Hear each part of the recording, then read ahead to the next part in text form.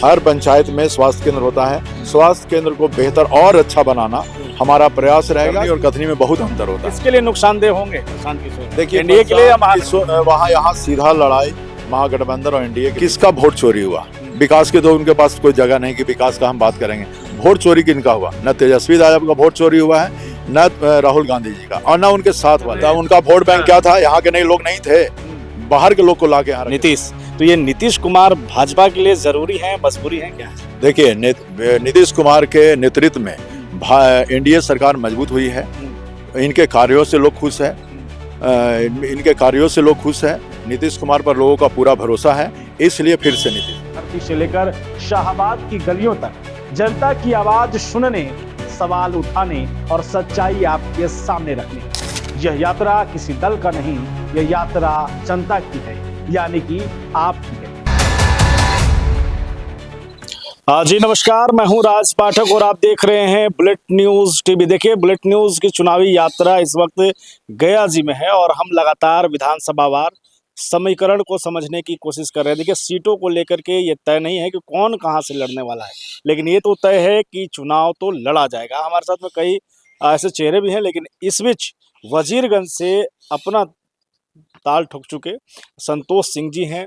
हालांकि वजीरगंज में इस वक्त भी बीजेपी है, लेकिन अब बीजेपी के एक कदावर नेता संतोष सिंह जी हमारे साथ में हैं। स्वागत है बुलेट जी, नमस्ते। वजीरगंज में तो बीजेपी है ही, आप भी चुनाव लड़ना चाहते हैं? जरूर। क्यों ऐसा चाहते हैं कि आपको पार्टी देखे?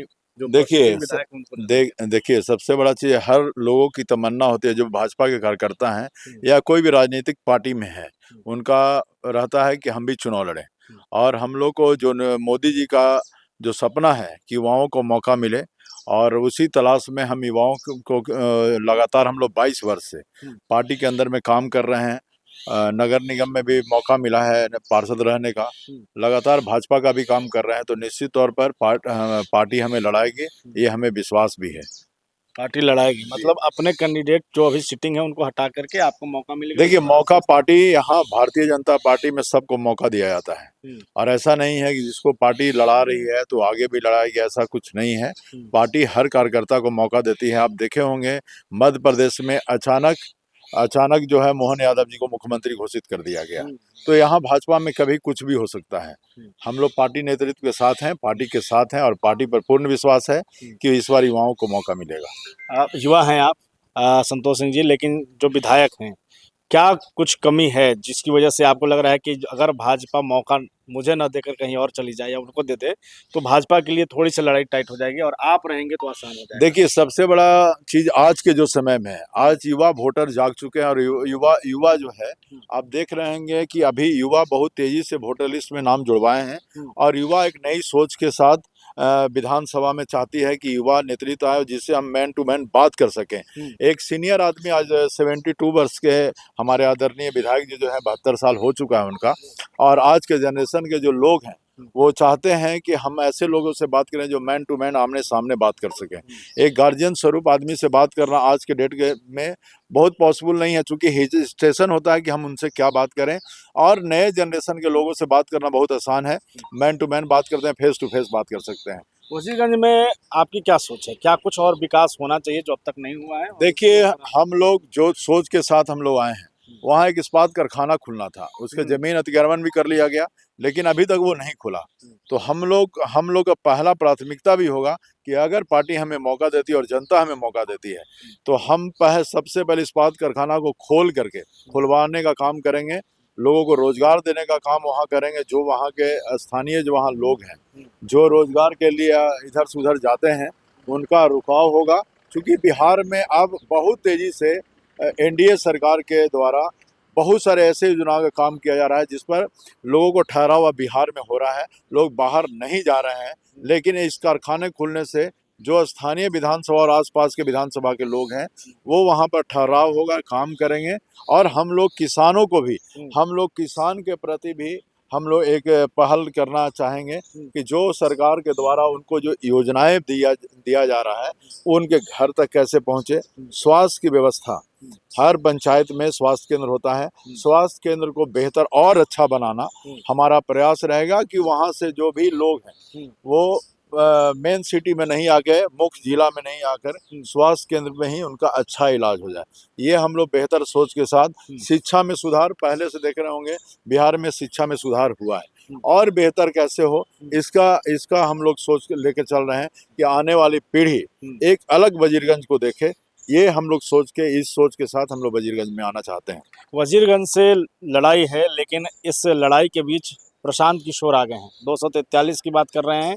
कितने बड़ी चुनौती मानते हैं खास करके आप? देखिए प्रशांत जी अब क्या सोचते हैं, उनकी सोच और करनी और कथनी में बहुत अंतर होता है। किसके लिए नुकसानदेह होंगे प्रशांत किशोर? देखिए एनडीए के लिए या वहाँ यहाँ सीधा लड़ाई महागठबंधन और एनडीए के बीच में है, तीसरा किसी के बीच में यहाँ कोई लड़ाई नहीं है। और दूसरा अभी एक छोटा सा सर्वेक्षण भास्कर के दैनिक भास्कर के द्वारा भी किया गया था, ऑनलाइन सर्वेक्षण, जिसमें हमें 57 सबसे ज्यादा सर्वे में पहला स्थान हमको मिला, और जो महागठबंधन के प्रत्याशी जो अभी लड़ चुके थे उनको मात्र 35% मिला।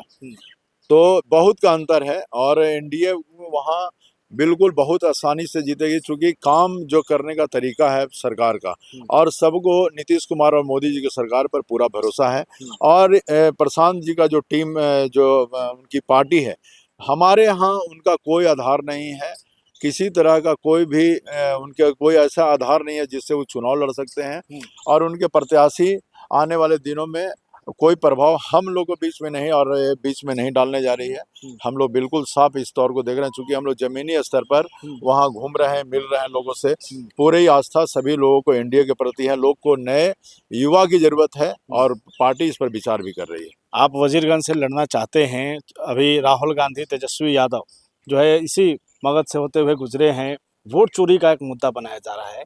आपके क्षेत्र में इसका क्या असर देखने को मिलेगा? देखिए सबसे बड़ा चीज, सबसे बड़ा मजाक कर रहे हैं। बिहार के साथ मजाक नहीं, पूरे देश के साथ मजाक। राहुल गांधी और तेजस्वी यादव का ये मजाक करने काफी हंसी का पात्र है। किसका वोट चोरी हुआ? विकास के तो उनके पास कोई जगह नहीं कि विकास का हम बात करेंगे। वोट चोरी किनका हुआ? न तेजस्वी यादव का वोट चोरी हुआ है, न राहुल गांधी जी का, और न उनके साथ वाले का। कोई भी ऐसा आदमी हमको बोल दे वहां कि जिनका वोट लिस्ट में नाम कट गया है। जहां एक आदमी का एक अधिकार होता है वोट देने का, सिर्फ और सिर्फ एक, दो जगह वोटर लिस्ट में नाम नहीं हो सकता है। बाहरी आदमी का यहाँ पर समन्वय नहीं बन सकता है। जो जिनका कोई आधार नहीं है, न मेरा घर है, न कुछ है, तो आप क्या सोचते हैं कि बाहर के बांग्लादेशी का यहाँ पर हम वोटर लिस्ट में नाम जुड़ा है, रोहिंग्या लोग जो आते हैं उनका नाम हम जुड़ा, ऐसा तो चलेगा नहीं। तो ये लोग चाहते थे कि जो बोरो प्लेयर कहीं से ला करके उनका वोट चोरी, जो यहाँ निवास करते हैं, जो लोग यहाँ के हैं, किनका वोट चोरी हुआ? मैं आदरणीय तेजस्वी यादव जी से, राहुल जी से पूछना चाहता हूं कि किनका वोट चोरी हुआ? एक हमारे वोट बैंक जो है उस पर डाका डालने की लोग कोशिश कर रहे हैं। उनका वोट बैंक क्या था? यहाँ के नहीं लोग नहीं थे, बाहर के लोग को लाके यहाँ रखे थे। इसका डर है, क्योंकि हर गांव में उनका वोट, हमारे ही गांव में 1000 वोट के लगभग था। कम से कम 80 से 100 लोगों का वोट कम गया। लेकिन जिनका जो इस यहाँ नहीं है, जिनका डेथ हो चुका है, उनका वोटर लिस्ट में नाम कटेगा। जो हमारे घर की बेटियां थी वो दूसरे जगह चली, उनका वोटर लिस्ट में नाम कटेगा, क्योंकि उनका दूसरे जगह जुड़ाव हो गया। तो ये कमी होगा। लेकिन जो यहाँ के नहीं है उनका वोटर लिस्ट में नाम कहाँ से आएगा? तो ये चाह रहे हैं कि हम तो यही बोल रहे हैं कि तेजस्वी जी का वोट चोरी हुआ है, राहुल जी का वोट चोरी हुआ है। जो लोग उनके साथ घूम रहे हैं, कोई एक ऐसा आदमी कोई बताए कि वोट उनका चोरी हुआ। विकास का मामला तो है उनके पास नहीं, तो वोट चोरी को लेकर घूम रहे हैं और एक अपने आप को मजाक का पात्र बना रहे हैं। अच्छा, एक सवाल आपसे बस ये लेंगे कि इस विधानसभा चुनाव में चर्चा है 25 से 30 नीतीश, तो ये नीतीश कुमार भाजपा के लिए जरूरी है, मजबूरी है, क्या है? देखिए नीतीश कुमार के नेतृत्व में एनडीए सरकार मजबूत हुई है। इनके कार्यों से लोग खुश है, इनके कार्यों से लोग खुश है। नीतीश कुमार पर लोगों का पूरा भरोसा है, इसलिए फिर से नीतीश। बहुत धन्यवाद हमारे साथ जुड़ने के लिए संतोष जी। तो ये संतोष जी हैं, वजीरगंज विधानसभा जो है वहाँ से बीजेपी के लिए खास करके अपने दाव ठोक रहे हैं, और अभी सीटों को लेकर के तय नहीं हुआ कि कौन कहाँ से लड़ने वाला है और कौन उम्मीदवार होगा, लेकिन ये तो तय है कि बहुत जल्द इसकी भी घोषणा होने वाली है। लगातार आपको जनता के बीच जाकर के जनता के भी मिजाज क्या है वो दिखाने की कोशिश करेंगे। जुड़े रहिए, देखते रहिए बुलेट न्यूज़ टीवी।